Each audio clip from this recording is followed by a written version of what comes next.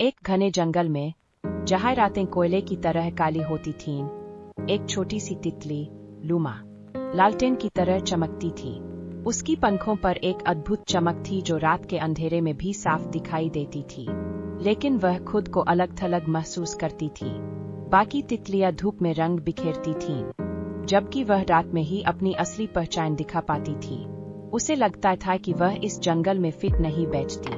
वह अकेली थी, एक चमकदार सितारा, काले आसमान में टिमटिमाता हुआ।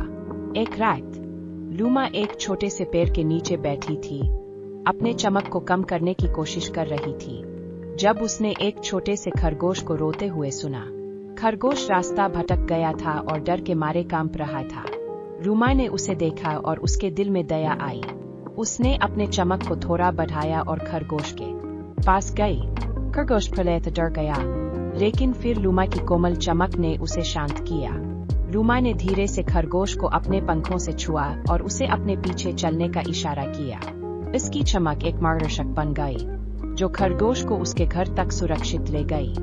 रास्ते में, उन्होंने कई अन्य जानवरों को भी देखा जो रास्ता भटक गए थे। एक छोटा सा लोमड़ी, एक नींद में चिड़िया और एक भूखा बंदर। हर एक जानवर को देखकर लूमा का दिल पिघल गया और उसने उन सबको अपने घर तक पहुंचाया।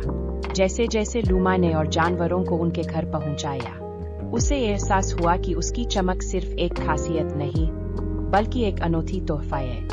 वह जंगल की एक अनोखी रक्षक बन गई थी। उसकी चमक अब अकेलेपन का प्रतीक नहीं थी, बल्कि आशा और सुरक्षा का प्रतीक बन गई थी। उस रात के बाद, लूमा ने कभी खुद को अलग-थलग महसूस नहीं किया। वह जानती थी कि वह जंगल के लिए कितनी महत्वपूर्ण है। वह लूमा थी, चमकदार तितली, जंगल का रक्षक, रात के अंधेरे में एक उम्मीद की किरण।